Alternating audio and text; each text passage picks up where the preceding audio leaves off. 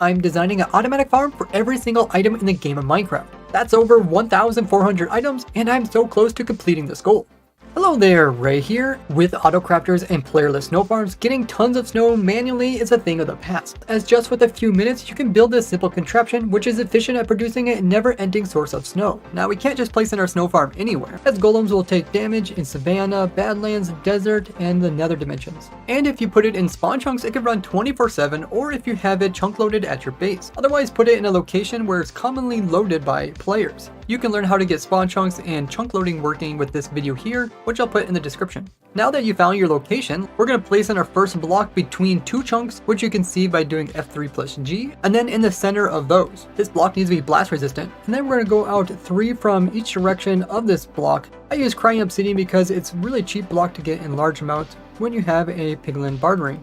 Now we're going to connect up the centers just like this, so we have a big enough platform for the TNT to land and destroy the snow without actually destroying the rest of the farm and the collection system.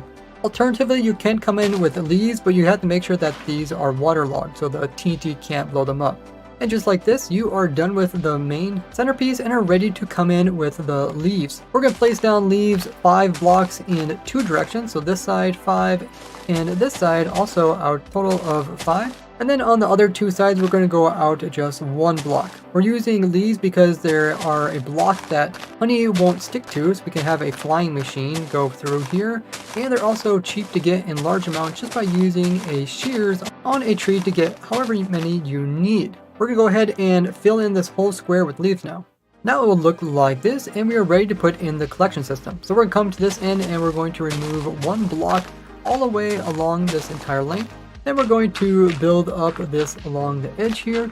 This is going to collect the items that get pushed off by the flying machine. We're then going to come in with the leaves on top of all of this. This will prevent the items from getting pushed too far. Now on this backside, we're going to place in 2 ladders here. We're going to skip a space, place 1 ladder, skip 2 spaces, and place in 1 ladder. These ladders will stop the actual snowmen from falling in the same hole. Now we'll come in with the water on the side that has the double ladders, and we'll put that in. You can see it goes all the way to here. And then right at the end, we're going to knock out this block and this block, as well as this block and this block. This is where we're going to place in the chest back here, and then we're going to place in hoppers pointing into that chest to collect all the snowballs. And then we can come in from this side over here and access the chest by removing these blocks here. Now we will mirror this onto the other side. While I'm clicking blocks into place, click that subscribe button.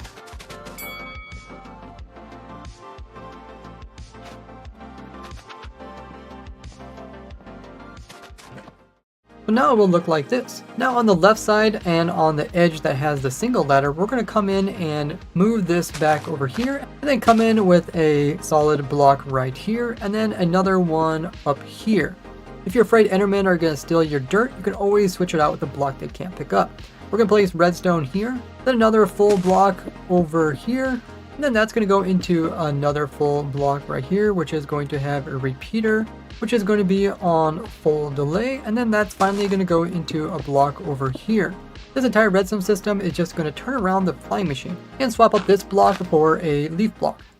Next up, we're going to build the flying machine, which is going to be on the opposite side. We're going to start on the far side, and we're going to use honey. You cannot use slime. We're going to take it all the way out to here and place in a honey block there, and then swap out this one with a leaf so it doesn't stick to it. On the back side right here is going to be a piston that is sticky, and another one that is over here with another honey block right here. Then before we put in the components to make it fly, we're going to come in with the part that actually turns around and shuts it off with a full block there. That goes into a block over here, and then into a immovable block, which can also be like a furnace. That's going to go into a solid block over here, which is going to have a trap door. Then we're going to connect some redstone here, as well as a repeater on full delay with a lever right here, which is going to be the on and off switch. So now we're ready to put in the observers, which are going to make the fly machine actually move. One that's pointing into this block here, and another one which is pointing over top of this piston. Now when we update this by flipping this lever here, it's going to activate the fly machine, which are going to move one segment,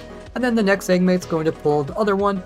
And then when it reaches the far side, one observer is going to activate redstone coming on this side, activating the opposite side of the fly machine, sending it the opposite direction. And this piece over here will do the exact same thing, except we're using a trapdoor instead of a piston. Now the flying machine will just keep going back and forth indefinitely. The flying machine will be used to move the golem so we get tons of snow layers across the entire machine, as well as collect all the loot.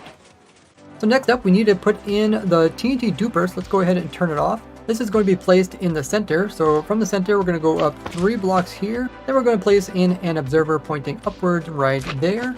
That's going to go into a solid block, and then we're going to have a solid block over here. And then this is going to go into kind of a stair-stepping, zigzagging upwards, where there is a total of 5 glass. These could also be top slabs. Now we're going to come in and place in redstone. This is going to send the signal from the flying machine passing by to activate the TNT duper.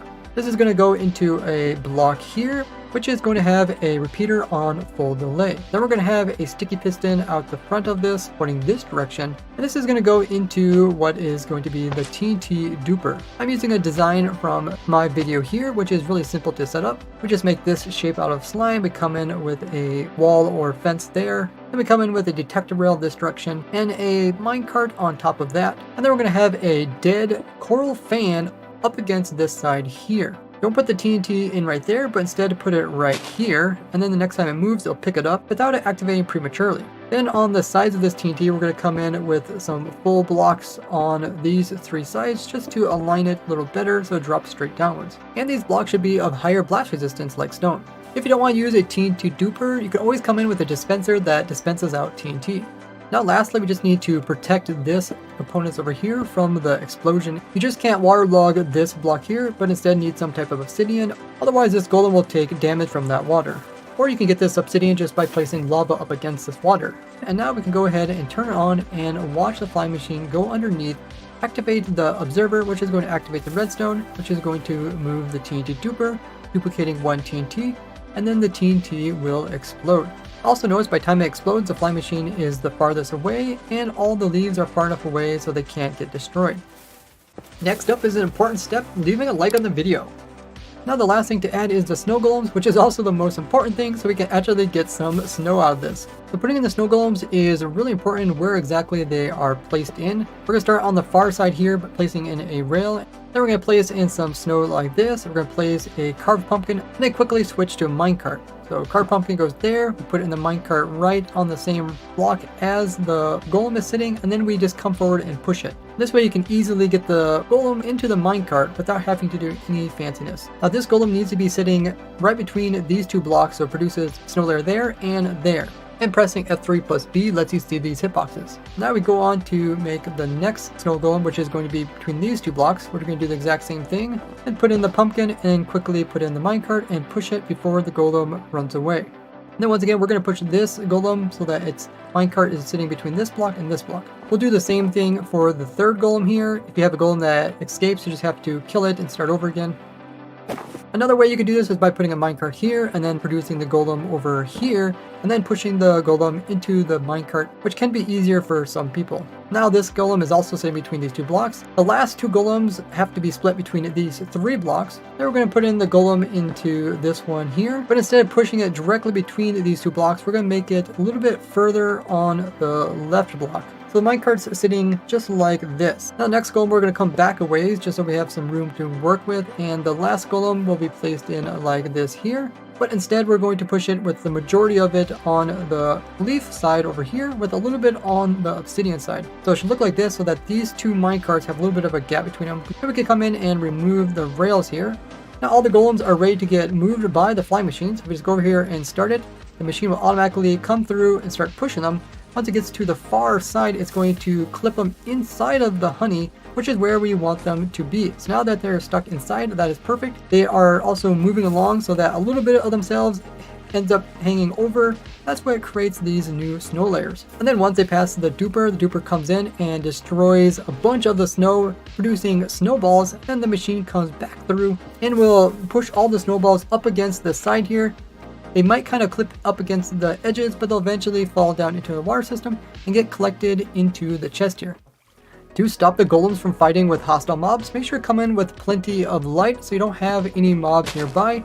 You also might want to come in with some walls to stop the golems from hitting some skeletons and then starting a fight, which the golems are definitely going to lose. Now if you happen to build a farm in a biome that doesn't produce snow but instead produces rain, we're going to have to come in with a roof over top of these golems so that when it rains they don't die from it. You can build this out of any full block and it just needs to cover all the areas which the golems are moving through.